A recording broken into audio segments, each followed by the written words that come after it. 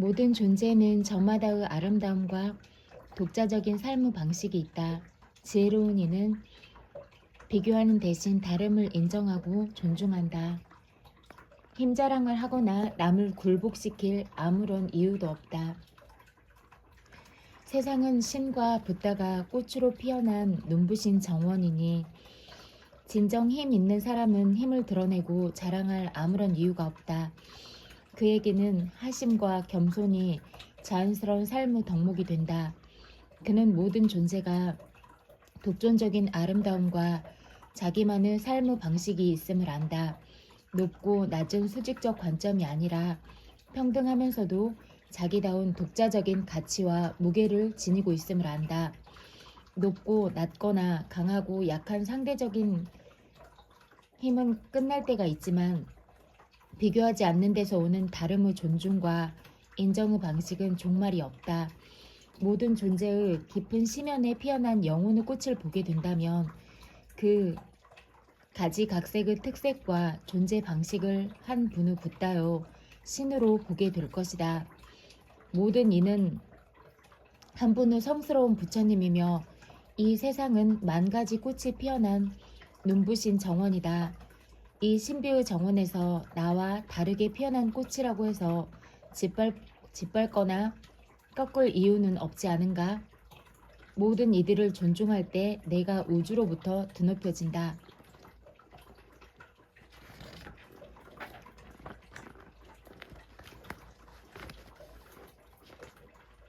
나마스테. 내 아는 신이 당신 아는 신께 경배 올립니다. 영화 아바타의 ICU는 나는 당신을 봅니다. 붓다의 동체 대비 둘이 아닌 사랑, 둘이 아니게 차별 없이 보는 것이 곧 자비요 사랑이다. 인도 인사 나마스테는 너와 내가 똑같이 존귀함을 나타낸다. 내 아는 신이 당신 아는 신께 경배하며 존중하고 스스로를 사랑하듯 사랑한다는 뜻이다. 영화 아바타에서는 ICU라는 대사가 나온다. 나는 당신을 봅니다. 즉 생각, 분별을 개입시키지 않고 그저 있는 그대로 본다는 의미다. 높거나 낮음, 잘 나가거나 못남 없이 있는 그대로 내가 있는 그대로 당신을 분별 없이 보는 것이다. 있는 그대로 바라볼 때 평등하게 높고 낮음 없이 둘이 아닌 하나로 보게 된다. 있는 그대로 바라보는 것 자체가 참된 자비요 사랑이다. 참된 자비와 사랑은 특정한 사람에게만 하는 것이 아니라 그 누구도 배제되지 않는 평등하고 분별 없는 것이다. 이것이 바로 부처님의 동체 대비다. 나마스테, ICU, 자비, 나눔이 한 뜻이다.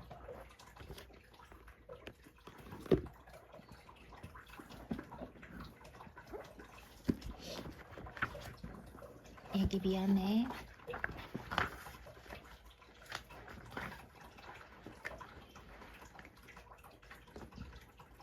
제3절 헌법의 특성 1의 헌법의 특성은 헌법 전의 제정, 개정에 이르기까지의 특성에 중점을 둔 사실적 특성과 주어진 헌법전이 가지고 있는 특성, 규범적 특성으로 구분할 수 있다. 이 헌법의 사실적 특성 1.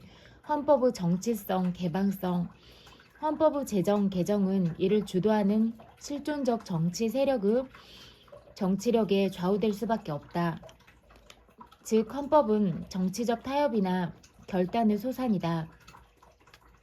또한 헌법 스스로가 헌법 규범과 헌법 현실을 동시에 아우를 수 있는 현실적 공간을 마련해주고 있기 때문에 헌법의 개방적 성격이 자리매김하게 된다. 이 헌법의 이념성, 역사성, 가치성. 헌법은 동시대 이념의 반영물이다. 동시대의 지배적 이데올로기에 따라 특정 국가에서 추구하는 시대 정신이 헌법에 구현되어 있다.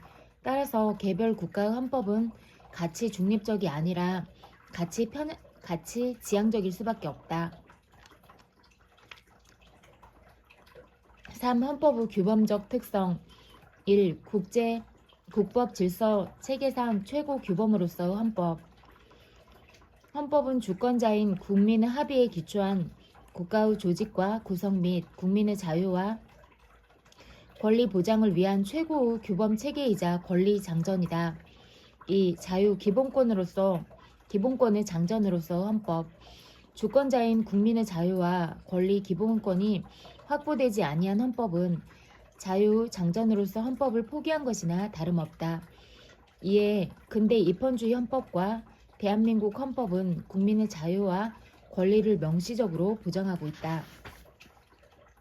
3. 정치 제도를 설계하는 권력의 체계로서 헌법. 국가 권력의 기본 틀은 헌법을 통하여 조직되고 조직 규범성, 그 조직은 상호 견제와 균형을 이루고 있어야 하며 권력 통제 규범성, 헌법의 수권에 따라 정치 제도의 구체적인 모습이 드러난다. 수권 규범성. 4. 헌법 보장을 위한 규범으로서 헌법. 헌법은 헌법 제정권자에 의한 헌법 제정 권력의 발동을 통하여 제정된다.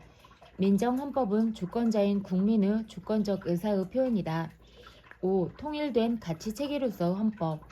헌법은 전문 및 각 개별 조항 사이에 상호 관련성이 없는 단순한 결합이 아니라 하나의 통일된 가치 체계를 이루고 있다. 제4절 헌법학과 헌법해석 1. 헌법해석학이란 성문 헌법 규범을 논리적 체계적으로 해석하여 헌법 규범의 원리 원칙을 연구하는 법 해석학의 한 분야이다. 2. 헌법의 특성에 기초한 헌법 해석 1. 헌법의 특성과 헌법 해석의 연계성.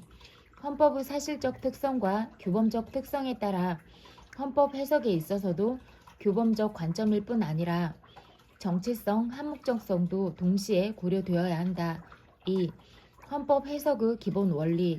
헌법의 해석은 헌법의 특성을 반영하여 규범 상호 간의 체계 조화적인 해석의 원칙을 지켜나가야 한다.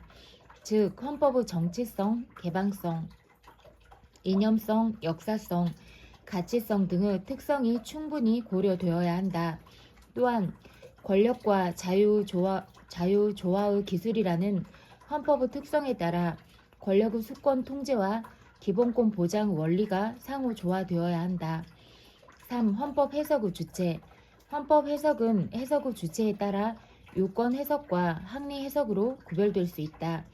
유권 해석은 국가기관이 행하는 해석이기 때문에 일정한 구속력을 가진다. 학리 해석은 헌법의 원리를 명확히 하기 위하여 개인이 하는 해석이다.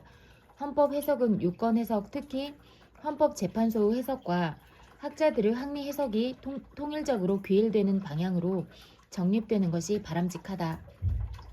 3. 전통적인 헌법 해석의 방법. 전통적인 법 해석 방법으로는 사비니의 4단계 해석 방법론인 1. 문법적 해석 2. 논리적 해석 3. 역사적 해석 4. 체계적 해석이 있다. 그 후에 이를 보완한 7단계 해석 방법론으로서 1. 어학적 해석 2. 논리적 해석 3. 체계적 해석 4. 역사적, 제도사적 해석 5. 비교 법학적 해석 6. 입법자의 주관적 해석 7. 목적론적 해석이 있다. 1. 물리 해석. 문법적 해석, 어학적 해석은 실정 헌법 규범에 대하여 어학적, 문법적 방법을 통하여 헌법의 의미 내용을 명확히 하는 해석 방법이다. 2. 주관적, 역사적 해석은 헌법 제정권자의 주관적 내용을 파악하여 이를 탐구하는 해석 방법이다. 3. 객관적, 체계적 해석은 헌법 제정권자의 주관적 의사보다는 헌법 조문에 객관적으로 표현된 내용을 법체계 전체의 통일적 원리에 따라 사물의 본질, 조리에 입각하여 객관적, 유기적, 체계적으로 탐구하는 해석 방법이다. 4. 목적론적 해석은 헌법 제정의 목적이나 헌법에 내재하는 가치를 추구하는 해석 방법이다. 생각컨대 헌법 해석에 있어서 그 출발점은 헌법 조문의 의미 내용을 명확히 하는 것이다. 물리 해석. 하지만 물리 해석에만 집착하면 헌법의 통일성이 저해되기 때문에 객관적, 체계적 해석이 뒷받침되어야 한다. 궁극적으로 동시대의 헌법이 지향하는 권력과 자유조화라는 이념과 가치에 입각하여 목적론적 해석을 하여야 한다. 헌법 해석의 한계. 불문 헌법의 해석에 있어서 성문 헌법은 그 한계로 작용한다.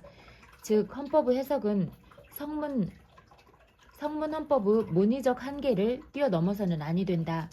합헌적 법률 해석. 의. 합헌적 법률 해석을 통한 헌법 해석. 합헌적 법률 해석. 법률의 합헌적 해석 또는 헌법 합치적 해석이란 어떤 법률이 한 가지 해석 방법에 의하면 헌법에 위배되는 것처럼 보이더라도 다른 해석 방법에 의하면 헌법에 합치되는 것으로 볼 수 있을 때, 즉 어떤 법률에 대한 여러 갈래의 해석이 가능할 때에는 이를 위헌이라고 해석할 것이 아니라 합헌으로 해석해야 한다는 사법 소극주의적인 법률의 해석 기술이다. 합헌적 법률 해석은 근본적으로 법률 해석의 문제, 체계적 해석 방법의 한 형태로 출발한 논의이므로 헌법 해석과는 구별되어야 하지만 법률을 합헌성과 연관하여 해석하고 합헌성 판단은 결국 헌법 해석을 통해 이루어진다는 점에서 헌법 해석과도 밀접한 관련성을 가지고 있다. 2. 합헌적 법률 해석과 교범 통제의 관계. 합헌적 법률 해석은 사법부의 교범 통제 과정에서 판례로서 정립된 이론이기 때문에 교범 통제, 위헌 법률 심사제와 표리 관계에 있다. 이론적 근거. 한 국가의 최고 법인 헌법 교범과 그 헌법 질서 체계에서 형성된 일련의 법 질서가 통일적 법 체계를 형성하여야 하기 때문에 모든 법 규범은 헌법과 합치하여야 한다. 국민적 정당성을 가진 입법부가 그 고유한 권한으로 정립한 법률에 대해서는 권력 분립의 원리에 입각하여 가급적 입법권을 존중하여야 한다. 국민의 대표 기관인 입법부에서 정립된 법률은 일단 유효성이 추정되며 그 법률의 추정적 효력을 통하여 민주적 법치 국가에서의 법적 안정성을 기할 수 있다. 합헌적 법률 해석의 전형, 한정 합헌 해석. 합헌적 법률 해석의 의의와 이론적 근거에 비추어 볼 때 헌법재판소의 변형 결정은 모두 합헌적 법률 해석의 의미를 일부 수용하고 있다. 그 중에서도 합헌적 법률 해석의 전형은 뭐뭐로 해석하는 한 헌법에 위배되지 아니한다라는 주문 형태의 한정 합헌 결정이다. 그러나 한정 합헌 결정은 한적 위헌 결정과 서로 표리 관계에 있는 것이어서 실제적으로 차이가 있는 것이 아니다.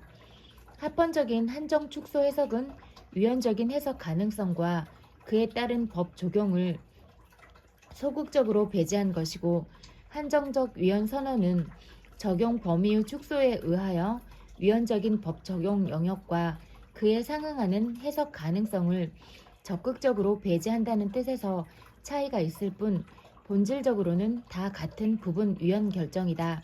따라서 한정 위헌 결정도 합헌적 법률 해석의 한 형태라 하겠다. 합헌적 법률 해석의 한계. 합헌적 법률 해석을 허용한다고 하더라도 그 이론적 근거를 뛰어넘을 수는 없는 일정한 한계가 있다. 해당 법조문의 어휘와 완전히 다른 의미로 변질되어서는 아니 된다. 물리 해석의 한계. 당해 법률의 입법 목적과 완전히 다른 해석을 하여서는 아니 된다. 목적론적 해석의 한계. 헌법 규범의 의미와 내용을 뛰어넘는 해석을 하여서는 아니 된다. 헌법 수용적 한계. 합헌적 법률 해석의 기속력. 변형 결정의 기속력. 합헌적 법률 해석에 근거한 변형 결정의 경우 그 기속력이 문제된다. 대법원은 일부 변형 결정의 기속력을 부인한 바 있다. 그러나 헌법재판소는 변형 결정도 헌법이 정한 위헌 법률 심사의 한 유형으로 보아서 기속력을 인정하고 있다. 생각컨대 헌법재판의 특성상 변형 결정의 기속력을 인정하여야 한다. 다만 헌법재판소도 법적 안정성을 저해하는 변형 결정을 최대한 자제하여야 한다. 2장 헌법의 제정 개정과 헌법의 변천 보장 제1절 헌법의 제정과 개정 일반 법 규범에 대한 헌법의 최고성, 우월성은 필연적으로 헌법의 제정 및 개정의 특수성을 요구한다. 헌법의 최고 규범성을 담보하기 위해서는 헌법이 급작스럽게 제정된다든가 또는 제도 안정성을 해칠 정도로 지나치게 자주 개정되어서도 아니 된다. 그러므로 헌법의 제정과 개정은 일반 법률과는 달리 충분한 숙고 과정을 거쳐야 한다. 제1항 헌법의 제정 1의 헌법의 제정이란 헌법 제정권자, 시원적 제헌권자가 헌법 제정 권력, 시원적 제헌권을 행사하여 한 국가의 기본적 법 규범인 헌법을 창조하는 행위이다. 이 시원적 제헌권, 헌법 제정 권력 1. 시원적 제헌권의 본질 시원적 제헌권이란 정치 권력의 귀속과 행사에 관한 근본 규범을 정립하는 권력이다. 즉, 국가의 새로운 헌법 규범을 정립하는 권력이다. 시원적 제헌권은 새로운 법 이념에 기초하여 국가의 새로운 법 질서를 창출하는 창조성 제1차적이고 시원적인 권력이고 시원성 기존의 어떠한 법 질서로부터도 구속되지 않고 스스로 행하는 자율성 권력이라는 점에서 제도화된 제헌권 헌법 개정 권력과 구별된다. 또한 시원적 제헌권은 헌법상 제도화된 틀 속에서 행사되는 입법권, 행정권, 사법권 등과 같은 국가 권력의 포괄적 기초가 되기 때문에 통일적이고 분할될 수 없는 통일성, 불가분성 권력이며 국민 주권주의에 기초한 근대 입헌주의 헌법의 탄생과 직결되어 있기 때문에 주권자는 시원적 제헌권을 항구적으로 향유할 뿐 아니라 국민도 이를 양도할 수 없다. 불가양성 2. 시원적 제헌권의 실현과 혁명 시원적 제헌권의 발동은 구 질서를 새로운 질서로 대체시킨다는 점에서 필연적으로 혁명적일 수밖에 없다. 혁명이란 새로운 질서의 창출을 의미한다. 새로운 질서의 유효성은 사실을 법으로 전환시킨 성공한 혁명의 효과가 아니라 법 이념의 변화에 기초해 있다. 새로운 법 이념의 구현을 통하여 기존의 정치, 사회적 조직은 폐지되고 새로운 법 체제로 대체된다. 3. 실정 헌법 질서상 적법성과 정당성 적법성과 정당성은 그 본질상 서로 다른 범주에 속하는 개념이다. 적법성이란 실정 헌법 질서에 연계되는 구속적 효과를 지칭하며 이를 어기면 제재를 가하는 공권력에 의하여 보장된다. 정당성은 권력에 연계된 자격이며 그 권력의 준거 기준, 고치 연원 및 이데올로기는 다수 국민이 결집하는 대상이다. 4. 시원적 제헌권의 한계 시원적 제헌권이 국민적 정당성에 기초한 법 이념의 구현으로 이해될 때 비로소 민주적 이데올로기로서의 가치를 가진다. 그것이 바로 시원적 제헌권의 한계이다. 5. 구별 개념 헌법 개정 권력은 제도화된 제헌권의 성격을 가지므로 주권, 헌법 제정 권력, 헌법 개정 권력의 단계가 성립된다. 입법권은 헌법의 수권에 따라 행사되므로 헌법 제정 권력과 헌법 개정 권력의 하위 개념이다. 통치권은 헌법에서 수권되는 것이기 때문에 헌법에 종속되지만 헌법 개정 권력과의 관계를 상하의 개념으로 보기는 어렵다. 헌법 제정의 과정과 시기 1. 국가의 탄생 새로 국가가 탄생하면 국가의 기본법인 헌법의 제정이 필요하다. 헌법은 다른 국가에 대하여 한 국가의 존재를 나타내는 징표, 즉 한 국가의 동일성을 확인하는 신분증과 같다. 2.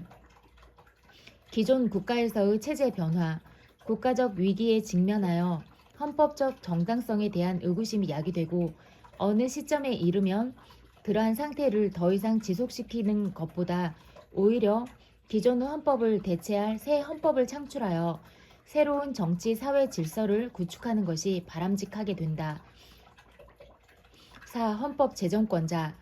헌정 질서상 누가 헌법 제정권자이자 하는 문제는 당의 헌정 체제의 기능과 관련되며 이와 관련하여서는 이론상 세 개의 기본적 상황이 가능하다. 1. 특정 개인이 시원적 제헌권을 독점적으로 향유하면서 헌법을 제정하는 상황을 들 수 있다. 이러한 전제적인 방법은 모든 권위주의 체제의 특징이다. 의회가 헌법 제정을 하는 경우도 있다. 이는 시원적 헌법 제정권자인 국민이 헌법 제정권의 행사를 대표자에게 위임하는 것이다. 헌법 제정 국민 투표를 통해서 국민이 직접 시원적 헌법 제정권을 행사할 수도 있다. 5.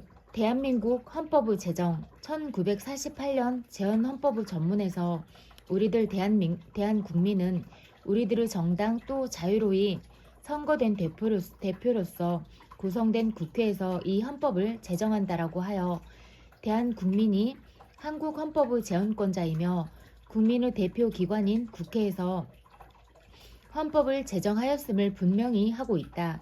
건국 초기의 특수한 시대적 상황에서 국회가 헌법 제정 의회를 겸하였다. 현행 헌법은 전문에서 우리 대한국민은 1948년 7월 12일에 제정되고 8차에 걸쳐 개정된 헌법을 이제 국회의 의결을 거쳐 국민투표에 의하여 개정한다 라고 규정하고 있다.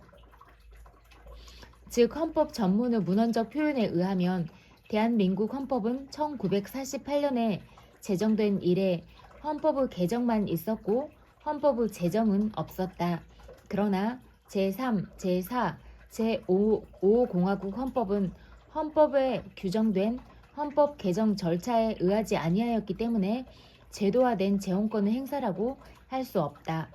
제2, 제6공화국 헌법까지 포함하여 이들 헌법은 형식적으로는 헌법 개정의 형태를 취하였지만 기존 헌법 질서의 전면적인 개편을 위하여 헌법 제정 권력자인 국민, 헌법 제1조 제2항 전단의 주권자의 개입에 의하여 이루어진 전면적인 헌법의 변경이라는 점에서 실질적으로는 헌법 제정으로 보아도 무방하다.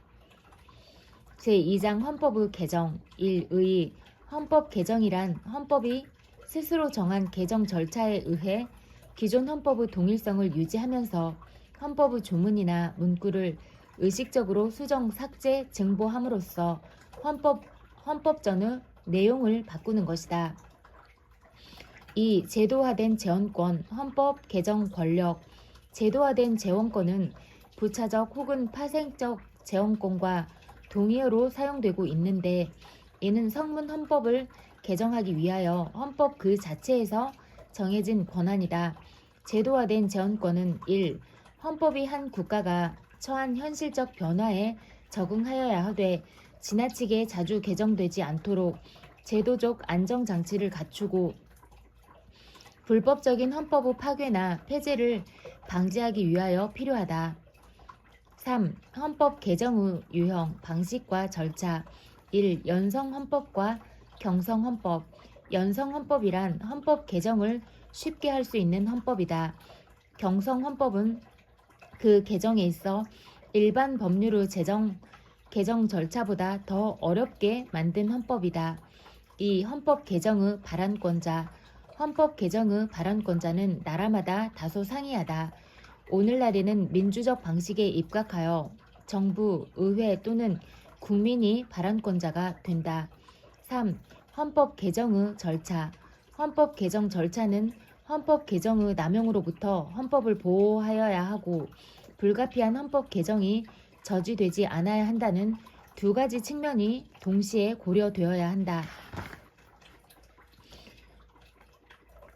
헌법 개정의 한계 1. 이론상 한계. 시원적 제헌권과 제도화된 제헌권의 본질적 차이를 인정하지 않는 법 실증주의적 사고에서는 헌법 개정의 한계를 부인한다.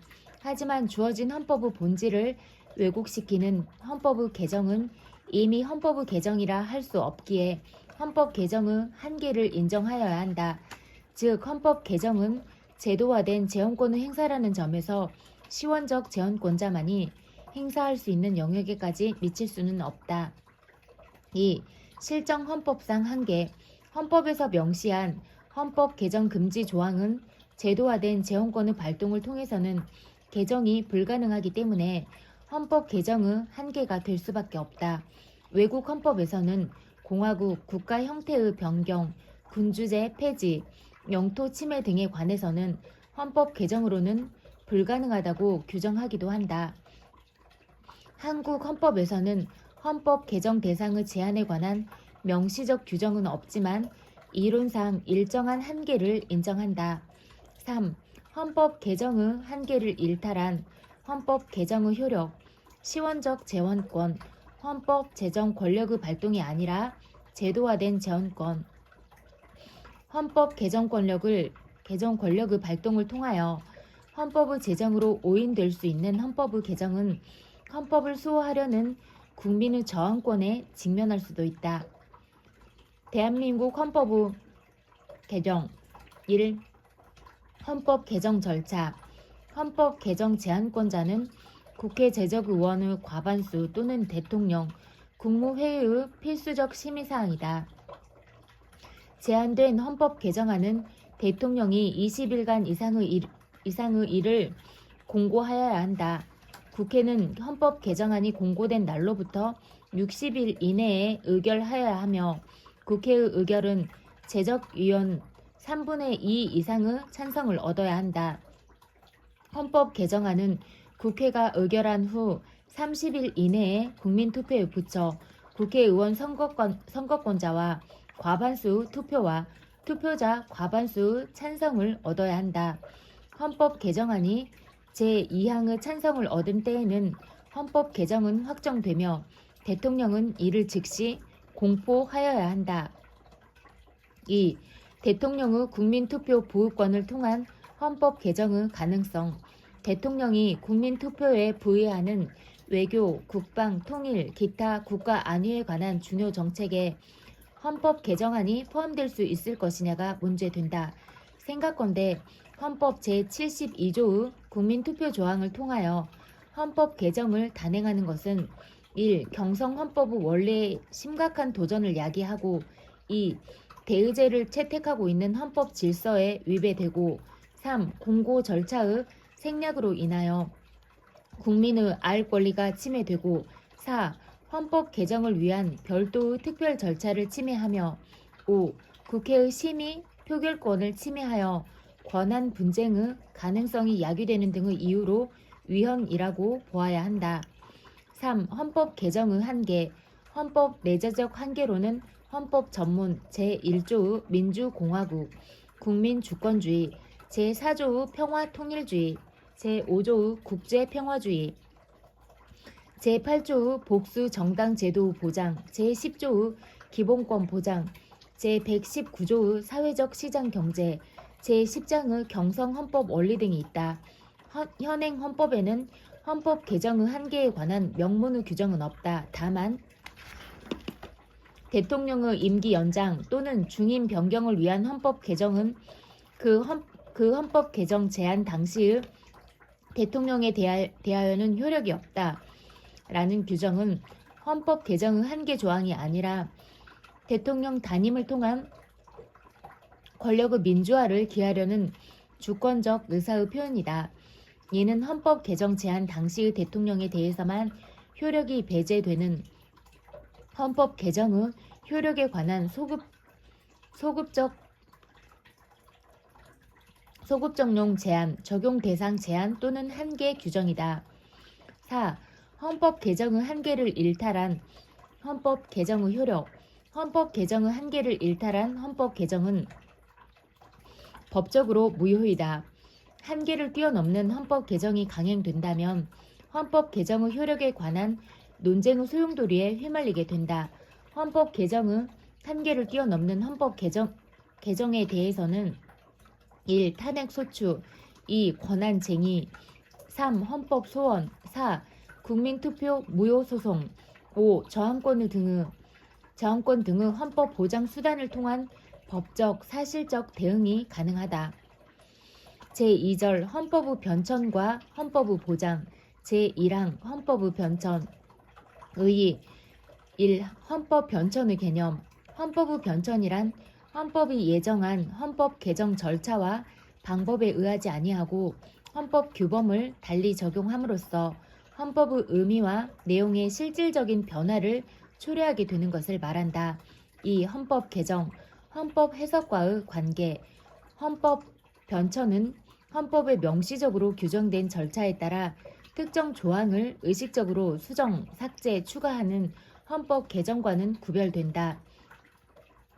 헌법 해석은 헌법 규정의 문헌상 의미 한계 내에서 이루어지나 헌법 변천은 기존 규정의 규범력이 없다는 판단을 내림과 동시에 별도의 새로운 내용의 규범적 효력을 인정하는 것이므로 양자는 차원을 달리한다. 헌법 변천의 유형, 성립 요건 한계 1. 헌법 변천의 유형 헌법 변천의 유형은 1. 헌법 해석에 의한 변천 2. 정치적 필요에 의한 변천 3. 오래 계속된 관행에 의한 변천 4. 국가 권력의 불행사에 의한 변천 5. 헌법의 흠결을 보충하고 보완하기 위한 변천이 있다.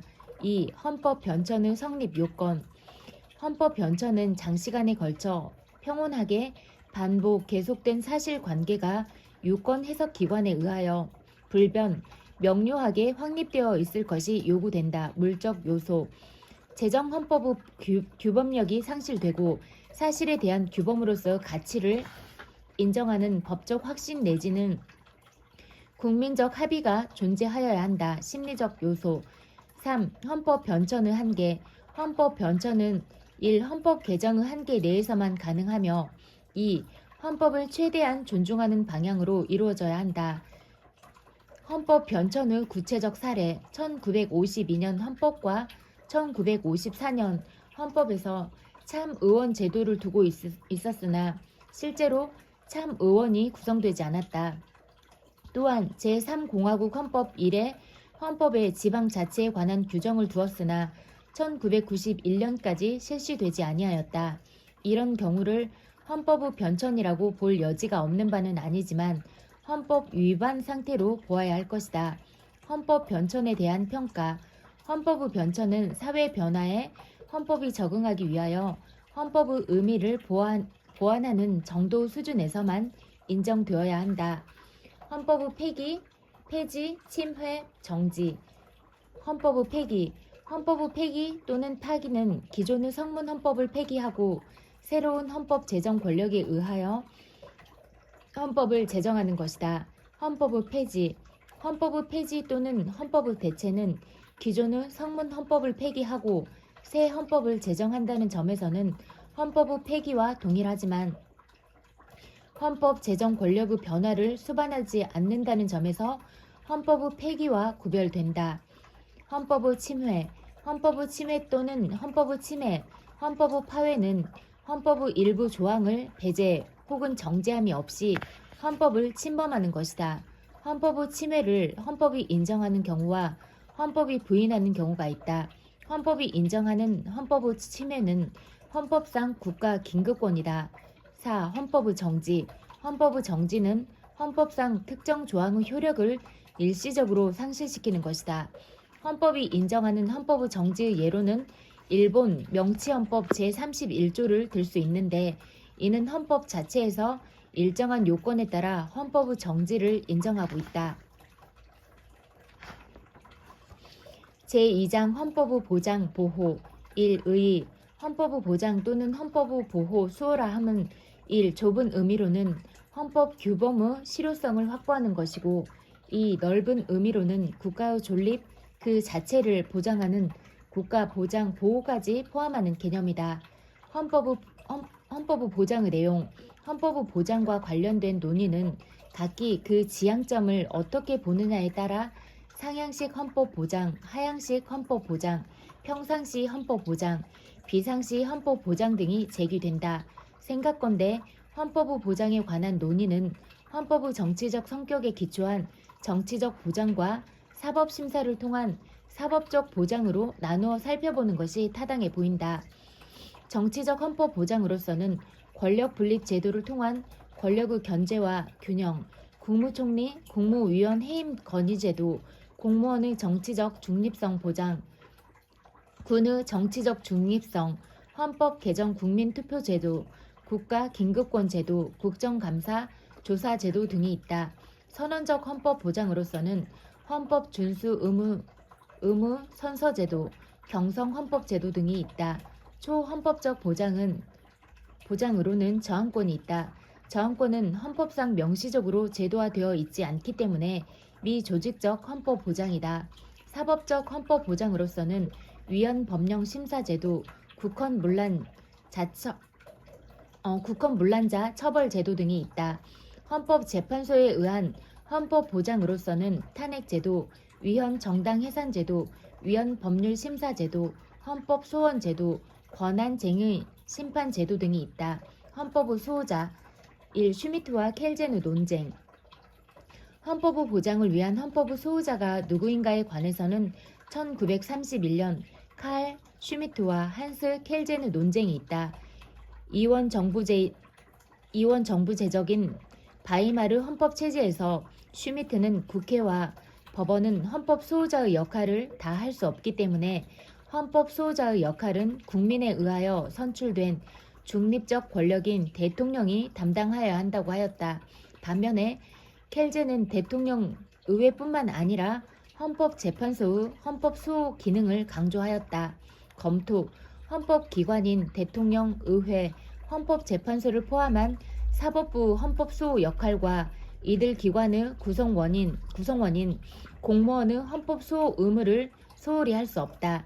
특히 대통령은 국가 원수로서 헌법 질서를 파괴하려는 적으로부터 헌법을 수호하기 위하여 국가 긴급권을 행사할 수 있다는 점에서 헌법 수호자로서의 역할이 강조된다.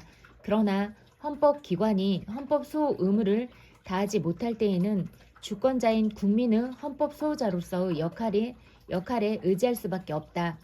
여기에 최종적인 헌법 수호자로서 국민의 저항권이 도출된다. 저항권. 저항권 이론은 사회계약론과 근대 자연법론에 의하여 정립되었다. 저항권은 불법적인 국가 권력의 행사에 대하여 저항하는 권리로서 입헌주의적 헌법 질서를 침해하거나 파괴하려는 국가기관이나 공권력 담당자에 대하여 주권자로서 개개의 국민 또는 그 집단이 헌법 질서를 회복시키기 위하여 최후의 무기로서 행사할 수 있는 헌법 보장 수단이다. 구별 개념, 저항권과 혁명 그리고 쿠데타. 1. 저항권과 혁명은 국민적 정당성에 기초에 있다는 점에서 동일하지만 혁명의 목적이 새로운 헌법 질서의 창출에 있다면 저항권의 목적은 기존 헌법 질서의 수호에 있다. 2. 한편 혁명은 국민적 정당성에 기초에 있다는 점에서 소수 특수 집단을 중심으로 헌정체제의 변화를 유발하고 국민적 정당성을 상실한 채 자행되는 쿠데타나 항명 사태와는 구별된다. 2. 저항권과 시민불복종. 시민불복종의 의의. 시민불복종이란 전체 법 질서의 정당성은 긍정하면서도 자신의 양심에 비추어 정의롭지 못하다고 판단한 개별 법령이나 정책을 비폭력적인 방법을 통하여 의도적으로 위반하는 정치적 항의 행위를 말한다. 저항권과 시민불복종의 구별. 시민불복종은 저항권이나 혁명과 같이 헌법 질서가 파괴되는 상황에서도 발동될 수 있는 것은 당연하지만 단순히 정부 정책이나 입법에 대해서도 행사할 수 있다.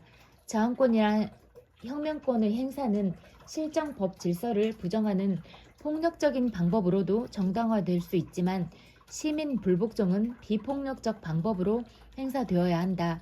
저항권의 행사에는 다른 구제 방법으로 달성될 수 없는 최후의 수단이라는 보충성의 원리가 적용되지만 시민 불복종의 행사에는 보충성의 원리가 불필요하다. 시민불복종 운동의 사례.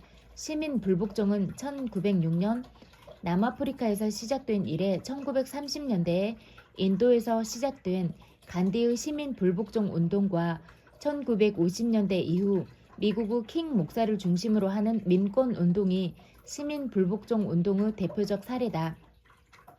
저항권과 국가긴급권. 국가긴급권은 국가의 자구 행위라는 점에서 주권자인 국민이 행사하는 최후 헌법 질서 보호 수단인 저항권과 구별된다. 저항권의 인정 여부.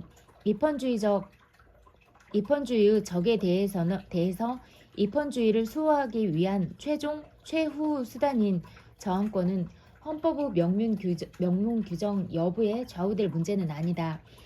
입헌적 헌법 질서 수호를 위한 국민의 최후후 무기로서 저항권을 인정하여야 한다. 저항권의 법적 성격. 저항권은 실정권이 아니라 자연법적인 전 국가적 권리로 보아야 한다. 그리고 저항권은 헌법 보호 수단이면서 동시에 기본권의 특성을 가진다. 이중적 성격. 5. 저항권의 주체. 저항권의 주체는 모든 국민 개개인이 원칙이나 그 밖에도 단체와 정당 등도 될 수 있다. 그러나 국가기관이나 지방자치단체와 같은 공법인은 저항권의 주체가 될 수 없다. 저항권의 행사. 저항권의 행사 요건은 다음과 같다.